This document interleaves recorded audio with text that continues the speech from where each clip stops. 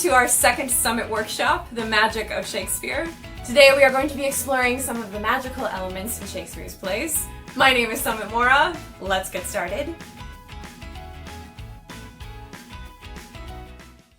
William Shakespeare was a playwright, actor, and poet who lived over 450 years ago. He worked at a theatre called the Globe Theatre in London, England, where he worked with a company of actors who would perform the plays that he wrote. Shakespeare included a lot of magical characters in his plays, such as witches, fairies, ghosts, sorcerers, and spirits. Why did Shakespeare choose to include magical elements in his plays? Well, magic is exciting. It's fun to watch, it's fun to act out, and it allows audiences to go on adventures they would not otherwise be able to go on. By choosing to include magic in his plays, Shakespeare was able to make a lot more things happen than if he had just stuck to real-life events. Because Shakespeare was an actor himself, he knew how to create these interesting magical characters through his writing, but a lot of the responsibility was on the actors to bring these characters to life. In Shakespeare's time, actors didn't have a lot of time to rehearse, so they had to make big, bold choices right away. We are going to practice that together. Let's start out by walking around the space like we normally would. How do you normally walk? Pay attention to the way your body moves as you walk around the space. Do your arms swing at your side? Do you hold your head up? Or do you look down? Take note of these things. Now, how would we change the way that we walk if we were going to play a fairy? Maybe you flap your arms at your sides like they're wings. Maybe you walk a little lighter on your feet. Maybe you move a little more quickly than you normally would. Very good. What about a ghost? Ghosts are pretty spooky, right?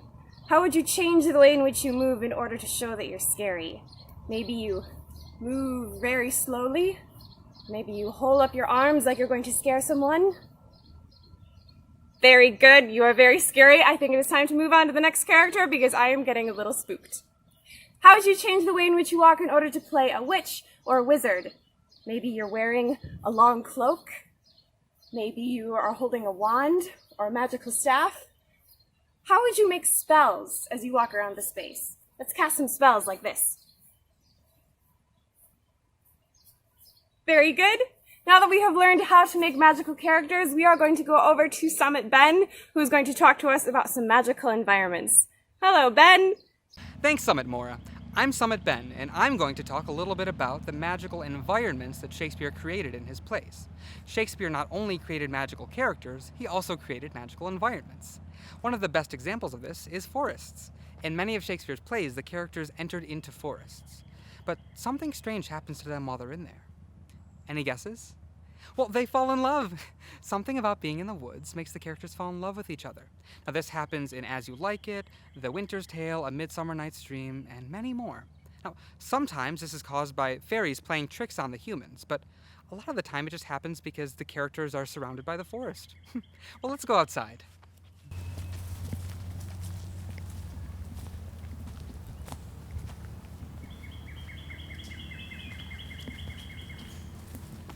Okay, so now that we're outside, let's take a look around. Now, I'm currently at Rock Cut State Park, and I see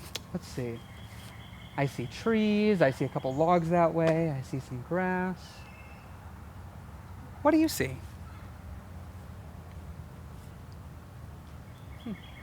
Now, in Shakespeare's plays, he describes the beauty and the nature around the characters, especially in forests. Now pretend that you're a character in a Shakespeare play. Now, looking around, you're surrounded by all the beauty that nature provides. It almost makes you feel a little romantic, right? Well, that is exactly how Shakespeare's characters felt. Now, another thing to think about is that when you're in the forest, you're far from the outside world. In Shakespeare's plays, people had to be very careful about who they loved. They had to marry someone of the same or higher social status. Their families had to get along. If they were a royal, they had to marry another royal. You know, there were a lot of rules around love. But when you're in the forest, all those rules disappeared. Now, when in the forest, you're allowed to love who you want to love and live however you want to live. Now, that led to Shakespeare's characters loving whoever they wanted to in the woods, regardless of social status. Now, it was almost like magic. But now that we've talked all about Shakespeare's magical characters and environments, let's put our skills to the test. I'm going to pass it over to Summit Emily, who's going to walk us through our own magical performance. Thanks, friend. I am Summit Emily, and let's get started. By now, we have learned all about how to become magical characters, and you know about magical environments Shakespeare created, so now it's time to combine them to create an awesome performance. Today, we're going to perform a scene from William Shakespeare's Midsummer Night's Dream. I've put up a piece of text on the screen. In this scene, the fairy Puck has decided he is going to play some tricks on them, as his friends are rehearsing a play in the forest. So he says, "I'll follow you. I'll lead you about around, through bog, through bush, through brake, through briar.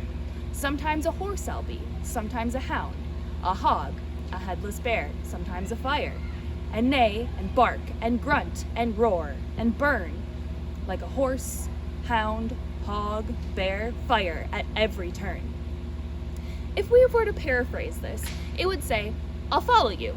I'll run you around in circles, through bogs and bushes and weeds and thorns, and sometimes I'll take the shape of a horse. Sometimes I'll be a hound, or a pig, or a headless bear. Sometimes I will turn into a fire, and I will neigh like a horse, and I will bark like a dog, and I will grunt like a pig, and roar like a bear, and burn like a fire at every turn." Basically, Puck is explaining to the audience about what he plans to do to mess with the people in the forest. So how would you perform this? There's a lot of fun imagery here that you could act out. You could also have someone playing Puck and read the text aloud, and then others could act out chasing Puck and all the plans that he has. You could also pretend to be the different animals Puck mentions and make all the noises. There's so much to play with here. And remember, Puck is a fairy. Remember how you acted like a fairy in the character walk earlier? Bring that back here. And he's in a forest, so make sure that you're visualizing all the fun environmental elements we discussed before. Once you have your scene ready to go, be sure to record yourself and your friends performing it.